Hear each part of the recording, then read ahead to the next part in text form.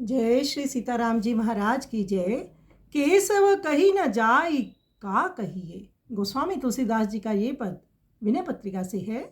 तुलसीदास महाराज कहते हैं, हे केशव क्या कहूँ, कुछ कहा नहीं जाता। हे हरे, आपकी ये विचित्र रचना देखकर मन ही मन आपकी लीला समझकर रह जाता हूँ। कैसी अद्भुत लीला है कि संसार रूपी चित्र को निराकार व्यक्त चित्रकार सृष्टिकर्ता परमात्मा ने शून्य माया की दीवार पर बिना ही रंग के संकल्प से ही बना दिया। साधारण स्थूल चित्र तो धोने से मिट जाते हैं, परंतु ये महामायावी रचित माया चित्र किसी प्रकार धोने से नहीं मिटता।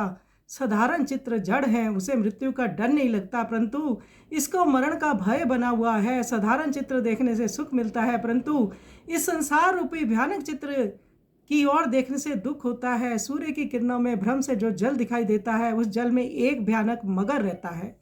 उस मगर के मुंह नहीं है, तो भी वहाँ जो भी जल पीने जाता है, चाहे वह जड़ हो या चेतन, वह मगर उसे ग्रस लेता है। भाव ये है कि यह संसार सूर्य की किरणों में जल के समान भ्रम जनित है। जैसे सूर्य की किरणों में जल समझकर उनके पीछे दौड़ने वाला मृग जल ना पाकर प्यासा ही मर जाता है, उसी प्रकार इस भ्रमात्मक संसार में सुख समझकर उसके पीछे दौड़ने वालों को भी बिना मुख का मगर यानी निराकार काल खा जाता है।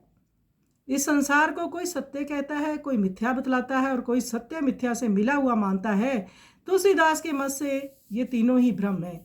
जो इन तीनों भ्रमों से निवृत्त हो जाता है, अर्थात सब कुछ परमात्मा की लीला ही समझता है, वही अपने असली स्वरूप को पहचान सकता है। बहुत सुंदर वर्णन गोस्वामी तुलसीदास जी ने इस पद में किया है। आइए सुंदर पद का हम श्रवण करें।